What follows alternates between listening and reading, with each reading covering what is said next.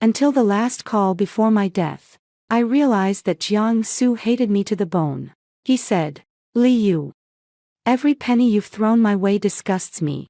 Every breath of air I take in your home makes me feel filthy.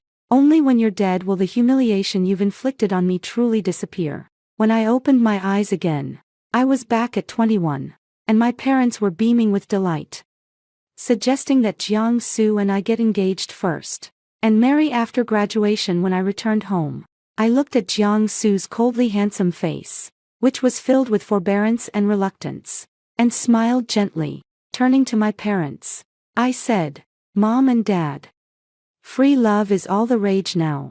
Arranged marriages are just feudal relics. And it seems like they might even be illegal now." The large crystal chandelier in the living room illuminated everyone's face particularly clearly. My mom held Aunt Wang's hand, her eyes slightly red. "It's settled then. The two kids will get engaged first, and after the engagement, they'll go abroad together. You don't have to worry about tuition. Once they graduate and return, they'll get married. We're not old-fashioned either. We don't insist on marrying in. But Yaya is the only child. The first child has to take the Li surname. That's not too much to ask, is it?" This time, it was my dad who spoke up. Aunt Wang was glowing with joy, continuously nodding her head, repeatedly saying the same few phrases. "Whatever you all decide. If Xiao Su can marry Yaya, it's like we've hit the jackpot from our ancestors' graves." My dad was very pleased with Aunt Wang's response. "We'll cover the entire engagement banquet, and it will be grand. Xiao Su, from now on, we are one family." I sat next to my dad, my gaze fixed on Jiangsu across from me. He sat up straight, still exuding that aloof and cold demeanor, yet the slowly tightening fist betrayed his emotions. If it were Jiangsu 10 years from now, hearing this, he would only smile gently and appropriately.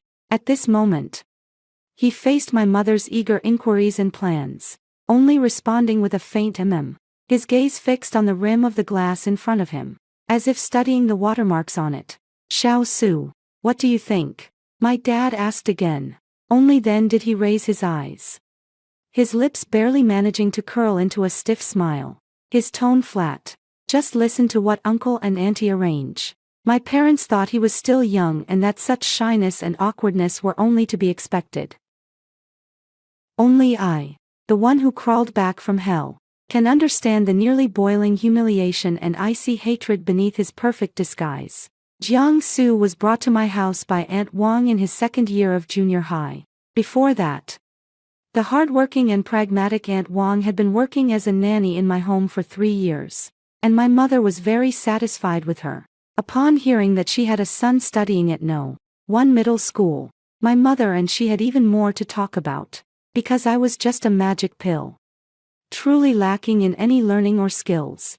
My mom knew that Jiangsu was among the top 3 students at City No. 1 high school, and she was inclined to have him come tutor me.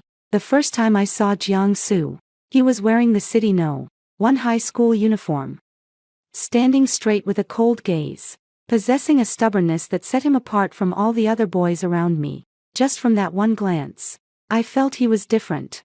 Later, I used the excuse of not wanting Aunt Wang to be all alone, and it would be convenient for our tutoring sessions to act cute and persuade my parents to let him move into our home, knowing that his dream was to apply to an Ivy League school. I begged my parents to fund him to attend various expensive summer camps and research programs. In his sophomore year, although he didn't get into an Ivy League school, he was accepted by the University of Chicago. To avoid being separated from him, I had my dad use his financial influence to apply for a transfer to an obscure university in the same city, where sufficient funding could grant me admission. Later, everything smoothly fell into place. We studied abroad together, graduated, returned home, and got married. Naturally, he entered my company and gradually took over the business. Until the 5th year of marriage, he asked me to deliver an urgent contract to a golf course on the outskirts of the city. As I drove along the winding mountain road, the brakes suddenly failed. In panic, I trembled as I dialed his number. On the other end, he answered, and the background noise was the faint whoosh of golf clubs cutting through the air. "Honey, It seems like my brakes have failed. I cried out, screaming into the phone. But after his brief silence, I heard his disdainful laugh in the receiver, and my heart sank to the depths. Liu. Every penny you hand out to me makes me feel sick. Every breath of air I take in your house makes me feel dirty. Only when you're dead will the humiliation you placed upon me completely disappear. Then I can reclaim my dignity. Liu. I hope in your next life, you won't encounter me again. The busy tone of the call ending coincided with the thunderous sound of my car crashing through the guardrail and rolling down the cliff. My thoughts returned. The crystal chandelier in the living room was bright and warm. And I could hear my dad's excited voice. I've asked a friend to find a house for me, right by Hyde Park. Just 2 streets away from the University of Chicago. It's also very close to both the university and Yeya's school. I'm flying over next month to set up all the furniture and find a reliable auntie. Yeya has a Chinese stomach. She can't be eating burgers every day. And also, Xiaoxiu. You need to hurry and get an international driver's license when you get there. Uncle will buy you a car. How about a Range Rover? Or maybe a Porsche? Since Yeya likes Porsches. He spoke with animated enthusiasm. As if he could already envision the beautiful scene of me and Jiangxu supporting each other and progressing together in a foreign land. Aunt Wang stood by, rubbing her hands together, both grateful and at a loss, repeatedly expressing her thanks. Jiangsu sat quietly on the single sofa. His back straight, his expression one of perpetual aloofness and blankness. After my dad finished speaking, he looked at Jiangsu lovingly. Xiao Su. Besides this, do you have any other requests? Feel free to say anything. I just hope you and Yeya are the same there as you are at home. Please don't hesitate to speak up.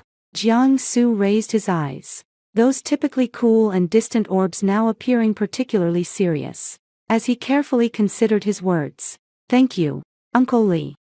The arrangements are already very comprehensive. However, with over 2 months left before school starts, I previously applied for a summer academic camp organized by the Economics Department of Chicago University. And the opportunity is quite rare. I was wondering, could I go there to attend it first? He seemed afraid that my dad would disagree after giving it some thought. And with a hint of urgency, he added, the summer camp is right here in Chicago. I want to go there early to get familiar with the environment and settle in. So I won't be all flustered when school starts and can take good care of Yeya. Sure enough, my dad showed an expression of appreciation and relief. Just about to agree. Dad. I set down the glass I had been holding, the clear clink interrupting the harmony in the room. I've thought about it. Everyone's gaze instantly focused on me. Jiangsu furrowed his brows immediately. A hint of dissatisfaction flashed across his face. He spoke up first. That summer camp registration has already closed. Moreover, the course intensity is quite high. Focusing entirely on professional seminars and project practice. I'm afraid I won't have the time to take care of Yeya. Uncle Li, I still suggest that Yeya go there after school starts. This period of time is just right for her to catch up on her English in the country. Otherwise, if she suddenly ends up in an all-English environment, I'm worried she won't be able to adapt. Look at how considerate that is. Every word and phrase is thinking of me, while in reality, every word and phrase is saying, don't disturb him. I seemed not to hear his words. Nor did I even glance at him. Instead, I faced my parents' puzzled gazes and slowly curled my lips into a smile, clearly and slowly saying, Mom and Dad, nowadays it's all about free love. Arranged marriages are feudal relics. And it seems they might even be illegal. As the words fell, the living room was enveloped in an utter silence. The smile on my dad's face froze. My mom's mouth dropped slightly in surprise. Aunt Wang was taken aback at first. Then her face turned white in an instant, looking at me helplessly, then glancing at her son, her lips trembling, but unable to utter a single word. And Jiangsu, the person I had been locking onto from the corner of my eye, the usual, perfect mask of coldness on his face revealed a clear crack in that fleeting moment. In the depths of those typically calm eyes, a hint of surprise, sharpness, and understanding surged. momentarily unmasked. After a few seconds of silence, it was my dad who reacted first. His brows furrowed. Yeah, what nonsense are you talking about? No matter how unhappy you are, you shouldn't say such ridiculous things about arranged marriages. Xiao Su makes a good point. He's going to adapt in advance. The summer camp is intense. And if you're alone in the apartment, with the language barrier, how can mom and dad possibly feel at ease? Looking at the approval and praise in his eyes for Jiangsu, I couldn't help but feel a twinge of pity for him in this second life. Dad. Oh Dad. Do you have any idea that you're sitting across from a white-eyed wolf? He will have absolute control of our family company 10 years later, like cleaning away a maggot that has been clinging to him for more than a decade. Aunt Wang's voice snapped me out of my pity for my dad. She grabbed Jiang Su's arm, her face a bit pale. Xiao Su, did you upset Yaya somewhere? Hurry, apologize to Yaya. She was so anxious that her eyes turned red, looking at me with a pleading gaze. Fearing that my sudden caprice would ruin the bright future her son had painstakingly paved, Jiang Su took a deep breath. His usually cool gaze turned towards me, swirling with displeasure at having his plans interrupted and suppressed irritation. Yet the words that came out carried a hint of reassurance. Yaya, don't make a fuss. As soon as the summer camp is over, I will immediately notify you to come. Okay. I won't keep you waiting for long. See, how proficient. In my past life, it was with this kind of tolerance that he left me speechless after our marriage. However, back then, I was infatuated. As long as he occasionally gave me a piece of candy, I was content. Everyone, quiet down and let Yaya finish speaking. My mom gently patted my dad's arm, but her gaze was worried, fixed on my face. She was the only one who, after my shocking words, didn't rush to judge or comfort me, but instead perceptively sensed that something was amiss with my emotions. How heartbroken must my mother have been to hear the news of my death in my past life. I couldn't hold back any longer, and rushed over, diving into my mother's embrace, tightly wrapping my arms around her waist. Mom. Mom, I started off choked up, but soon turned into wailing sobs. My mother was taken aback, but she quickly held me tightly, her warm hands repeatedly stroking my back, her voice thick with emotion. Yaya, dear, don't cry. Mommy's here. Mommy's right here. Tell me, what happened? Who hurt you? I shook my head in her arms, simply crying, as if I wanted to cry out all the fears and regrets from my past life. I don't know how long it lasted, but the surging emotions finally calmed down a bit, leaving only occasional sobs.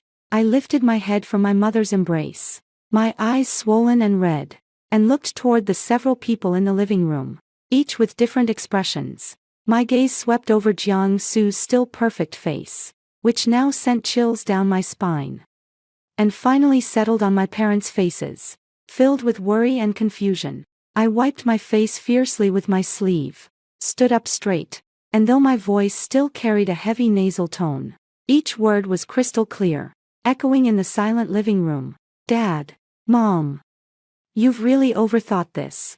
Jiang Su and I are just ordinary classmates, not even friends.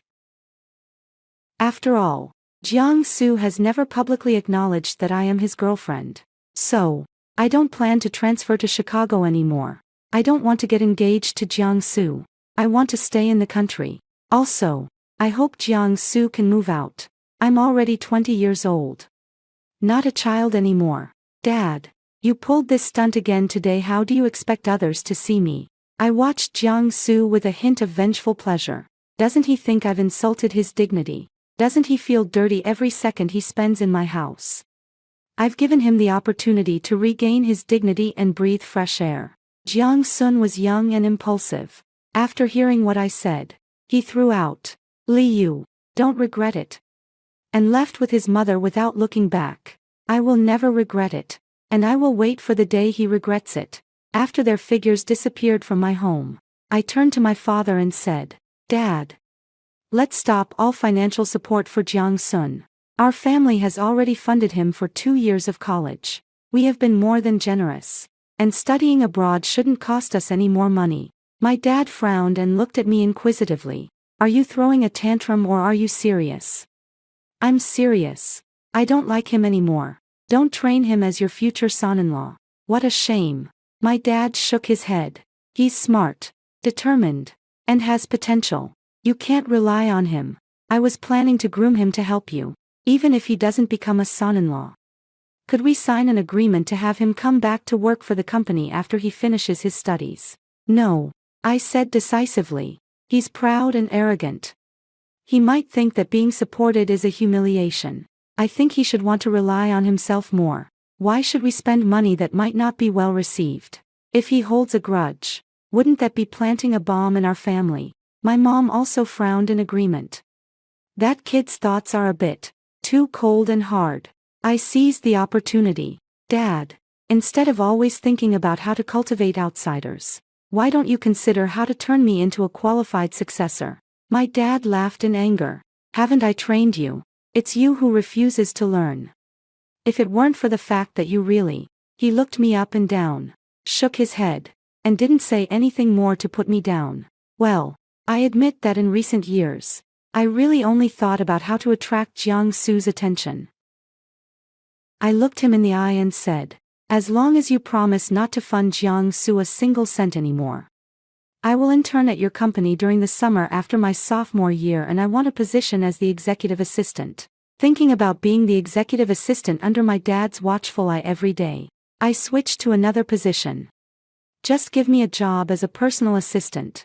My dad scrutinized me for a moment and decisively said, it's a deal. And Jiangsu. He would soon find out that he had lost both me and my family's money. His so-called pursuit of dreams is nothing but a bunch of bubbles. I quickly dragged Jiangsu and his few friends' WeChat accounts into the blacklist. Seeing the group chat titled The Princess and Her Wretched Girlfriends, which I had blocked for over 3 years, I truly found myself despicable. When I first started trailing behind Jiangsu, their mockery of him was both snobbish and piercing. In a fit of anger, I blocked the group and gradually distanced myself from everyone.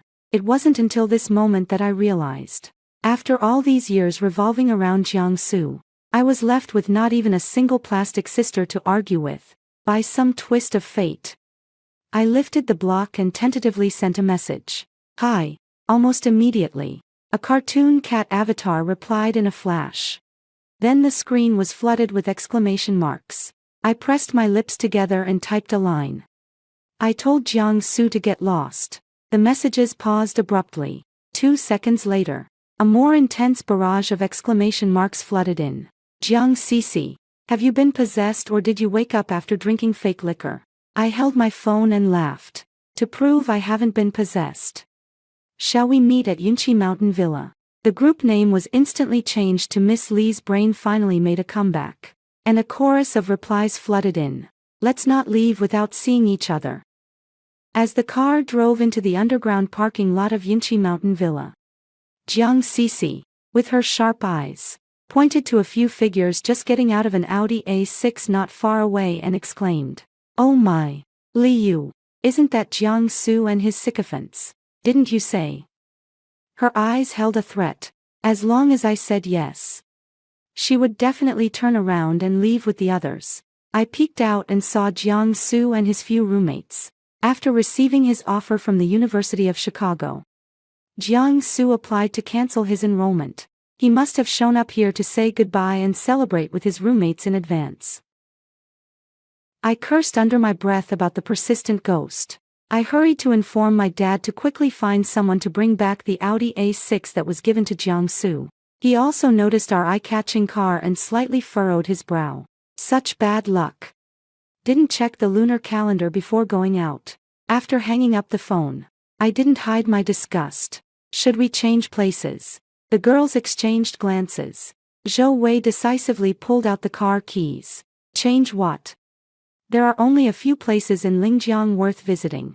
Are we supposed to step aside just because it's Jiangsu's place? Let's go, and do what we came to do. We were carrying the latest season's bags, chatting and laughing as we walked toward the elevator. Just in time to bump into Jiangsu and his group in front of the lift. Of course, they might have been waiting at the elevator on purpose.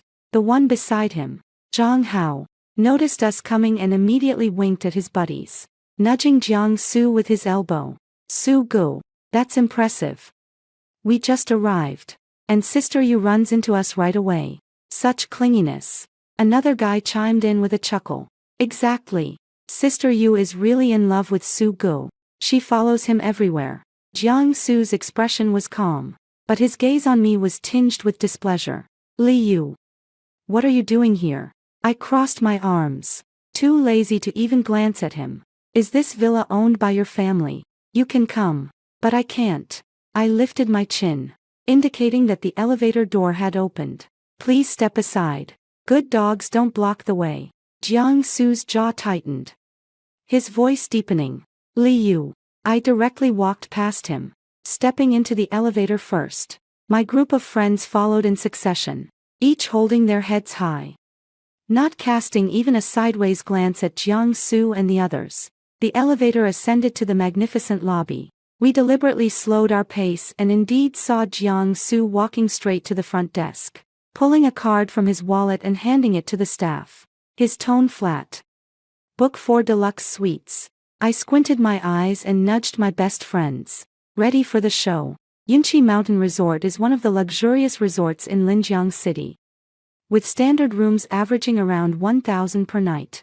The deluxe rooms Jiang Su requested cost about 5,000 per room per night. After I turned 18, my dad got me a card, and since then, Jiang Su had been using my supplementary card.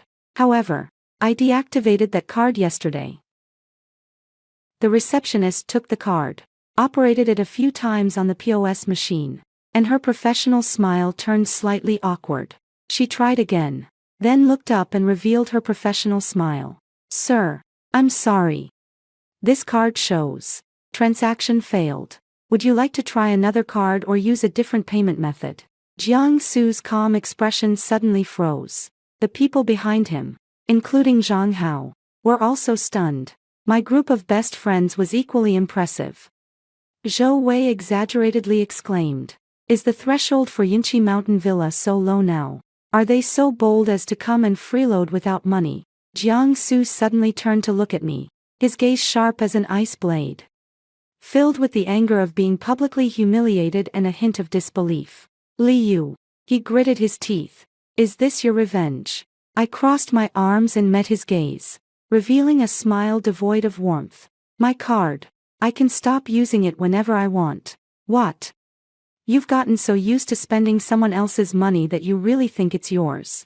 He stared at me intently for a few seconds, suddenly curling his lips into a cold arc. He stopped looking at me and walked aside, pulling out his phone to make a call. We couldn't hear what he was saying, only seeing his profile tense as he spoke briefly into the phone.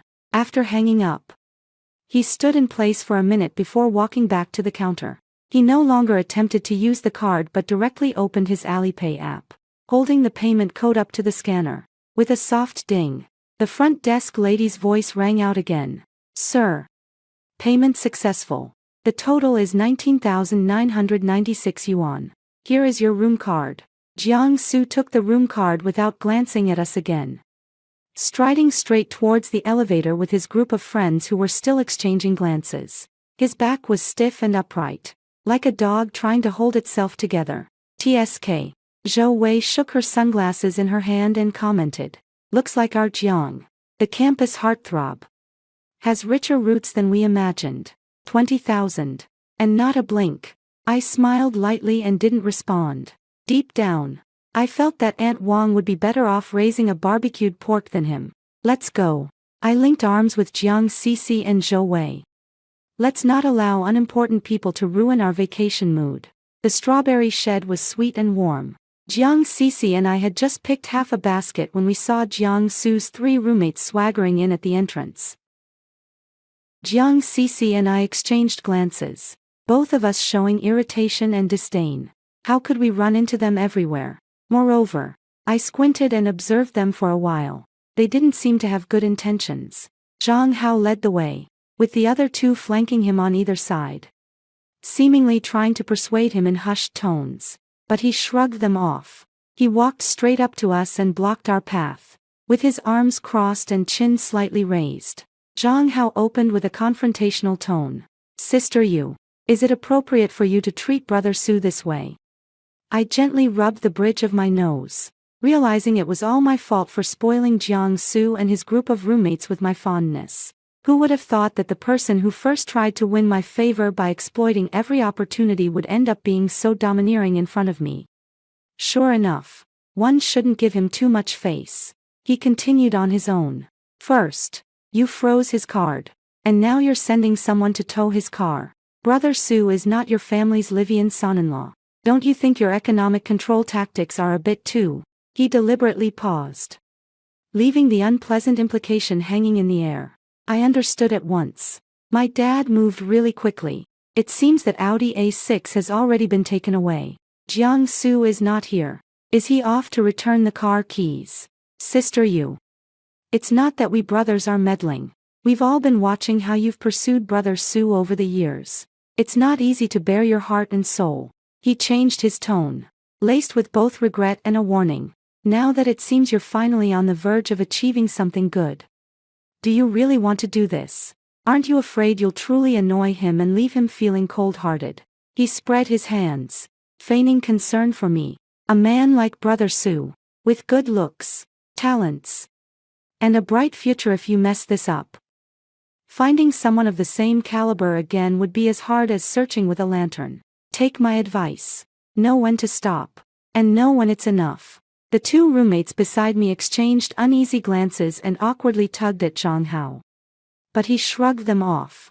Jiang Sisi looked at me as if she had swallowed something unpleasant, turning her head to say, "How have you been able to stand this ordinary yet self-assured bro for these past few years?" Zhang Hao's expression changed drastically. I stepped forward to block his view of Jiang Sisi. Zhang Hao, why are you working so hard for him? What benefits has he given you that makes it worth sticking your neck out for him? Heh, someone like you, who only knows how to use a few lousy bucks to suppress others, will never understand the brotherhood we share. Really, Li Yu. Jiang Su's low voice came from the entrance, interrupting the sarcasm I was about to unleash. He approached quickly with a tense face, his displeased gaze first sweeping over his few roommates, and finally landing with disdain on my face. You think that making a scene like this will make me compromise? That I would take you to Chicago ahead of time, using such childish tactics to apply pressure? Li Yu, when will you ever grow up? I looked into his eyes, deeply rooted in the belief that all my actions were just to entangle him, and pointed outside the shed. Do you see that road? Get lost. 2 weeks later, the sunlight was just right in the villa's glass greenhouse, and I was holding the flower shears, pruning a cluster of blooming roses. Li Yu. A suppressed growl filled with anger came from the doorway. Jiang Su stood there, his chest slightly rising and falling, clearly having hurried over, his bangs a bit disheveled, and in his usually cool eyes, there was now a fire burning. You told your dad to stop funding me. He strode up to me, a face full of accusation. I set down the flower scissors and picked up a handkerchief nearby to slowly wipe the dew off my fingertips before looking up at him, feigning surprise. Oh, did you receive the email from the University of Chicago? My calm tone made his fists clench tightly. Li Su, my dad previously agreed to continue funding you because I liked you, treating you as a potential son-in-law for investment. Now that I no longer like you, why should he waste that money? I stepped closer and looked into his eyes. The University of Chicago doesn't offer much in the way of financial aid for international students. Over 4 years. That's nearly a couple of million. The money in my family isn't just blowing in with the wind. You're being ridiculous. His voice rose, laced with a tone of accusation and impatience, as if to say, do you even realize how big of a mistake you're making? Do you understand how serious this is? The school is now refusing to issue the I-20. Without the I-20, I can't get a visa. All my plans will go down the drain. So what? I tilted my head. What does that have to do with me? He was at a loss for words, his chest heaving violently a few times, as if he was struggling to suppress his anger. For a moment, he took a deep breath, suddenly softened his voice, and conceded, Li Yu, stop messing around. Okay. His tone lowered. I promise you, when the summer camp starts, I'll take you along. Can you stop forcing me like this? All right. I looked at him and suddenly smiled. Jiang-Su, are your ears just for decoration? Or do you only hear what you want to hear? I reined in my smile, speaking each word with crystal clarity. I'll say it one last time. I am not going abroad. I want to stay in the country. Jiang-Su's expression changed abruptly. The facade of gentleness shattered instantly, replaced by disbelief. You're staying in the country. You submitted a withdrawal application to the school. How can you stay? Li Yu, don't joke like this. Are you going to take the college entrance exam again? Stop it. Before I was wrong. I neglected you. Okay. He truly believed that I was throwing a tantrum in a self-destructive way to gain his attention and compromise. I picked up the flower shears and held them up to the sunlight, inspecting the sharp blade. My tone light and airy. Who told you I submitted the application to withdraw from school? His pupils suddenly contracted. That night in my living room, I clearly told you that I wanted to stay in the country. I turned away, continuing to trim the rose bush, my voice laced with confusion. Jiang-Su, you aren't so self-righteous as to take my words as just a fit of anger and then went off to submit a withdrawal application, are you? With a crack, a superfluous branch fell in response. Behind me was a deathly silence. A few seconds later, I heard his short, gasping breaths. I turned back and saw that his face had drained of color, pale as paper, and even his lips were trembling slightly. In those eyes that were always calm and composed, there was now an overwhelming terror and a late-arriving despair. If he weren't still here, I would have wanted to sing a song, but I didn't say anything more. I simply picked up the freshly cut rose, with its thorns, and casually tossed it into the nearby waste bin. Li Yu, you're lying to me, aren't you? He suddenly stepped forward quickly, gripping my wrist tightly. As I was his last hope at that moment, I broke free from him without hesitation. Just like in a past life when he unhesitatingly hung up the phone after spilling his heartfelt words. Jiang-Su, you've actually hated me all along, haven't you? Or rather, you've always been jealous of me. Jealous that I am uneducated, arrogant and ignorant, yet possess the wealth that you can never achieve, no matter how hard you strive for a lifetime. The words pierced Jiang-Su's most fragile pride like a knife. His expression twisted in an instant, the cold mask he had meticulously maintained for years crumbling with a thunderous crash. He stared at me in shock, and after a moment, he began to defend himself. I didn't. I never. How could I hate you, let alone be jealous of you? I love you. I love you. Li Yu, you're quite something. Pretending for so many years. I'm giving you a chance at freedom now. Isn't this what you've always wanted? I watched as Jiang-Su's pupils constricted sharply, observing his tall body begin to tremble uncontrollably. You should thank me. I took a step back, spreading my hands. From now on, you won't have to breathe the air in my house, thick with the stench of money, nor constantly face the humiliation of seeing me. I am allowing you to reclaim your dignity. I tilted my head, feigning confusion as I looked at him. Why aren't you smiling? Jiang-Su's face turned instantly as pale as paper. Summer vacation had arrived in the blink of an eye. I went to intern at my dad's company and reported to the HR department as soon as the holiday started. However, news about Jiang-Su kept coming in through classmates and girlfriends. But it was nothing more than him selling the watch I had previously given him at a second-hand luxury goods store, trying to borrow money from anyone he could, and even humbly begging classmates he had previously looked down on.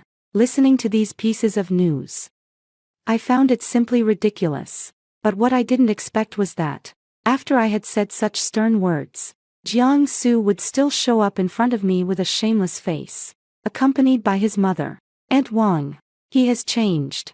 The once aloof and proud school heartthrob, now troubled by money again, has a disheveled appearance, dark circles under his eyes, and wrinkled clothes, as if he hasn't changed in days. As soon as Aunt Wang saw me, tears streamed down her face. She grasped my hand, her voice trembling. Yeah, I'm begging you.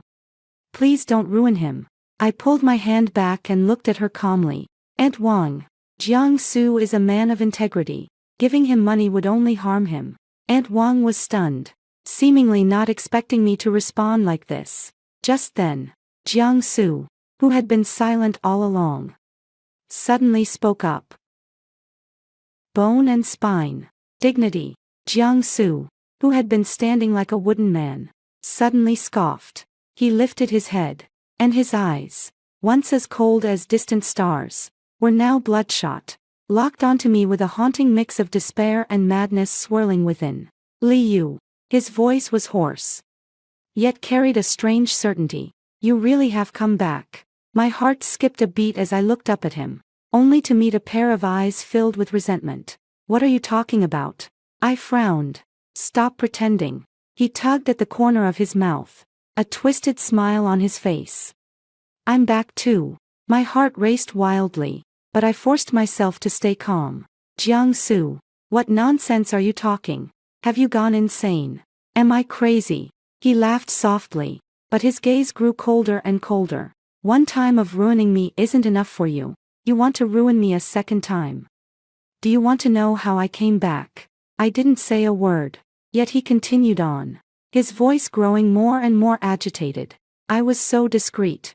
After your death, I was attentive to your parents, yet they still suspected me and sent me to prison. Ha ha. But heaven took pity on me, giving me a chance to start over. But when I woke up, everything had changed. He stared at me fiercely, enunciating each word. Li Yu, you came back to take revenge on me, didn't you? I took a step back, suppressing the anxiety in my heart, feigning calmness. Aunt Wang. He's lost it. You should take him to the hospital. Aunt Wang also panicked, grabbing Jiangsu's sleeve, her voice trembling. Xiao Su, don't scare Mom. He spoke incoherently, his eyes wild, and Aunt Wang, holding his hand, was brutally shaken off by him. Jiangsu, calm down.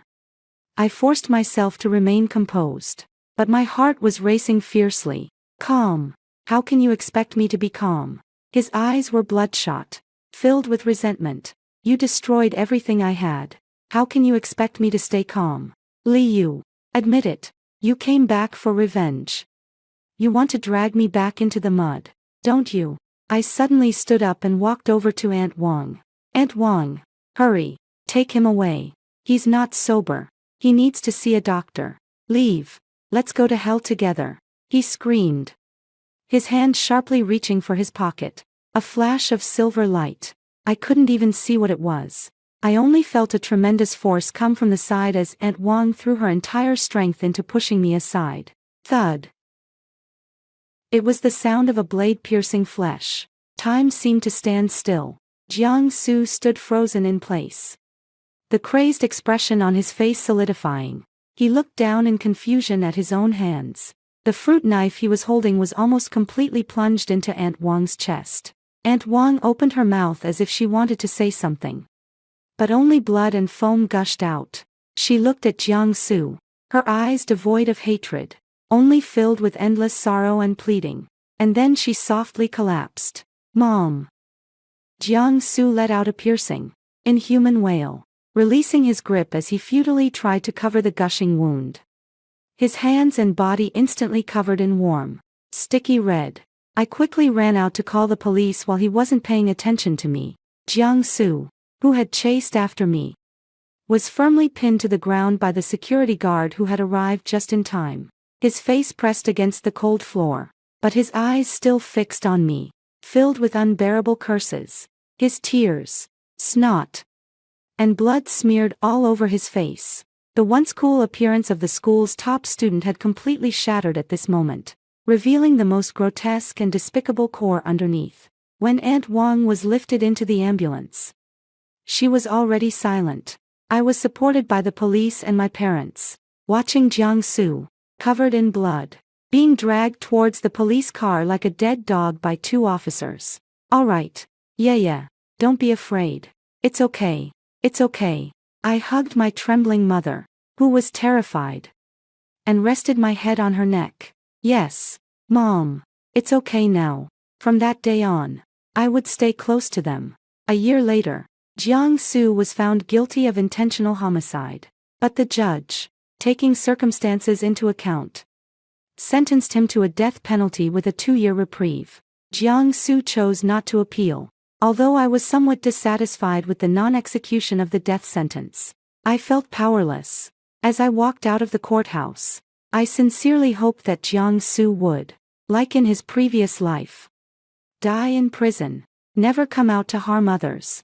However, perhaps for Jiang Su, who possesses memories of his past life, chewing over the grandeur of the past every day in prison would be even more unbearable than death. The end.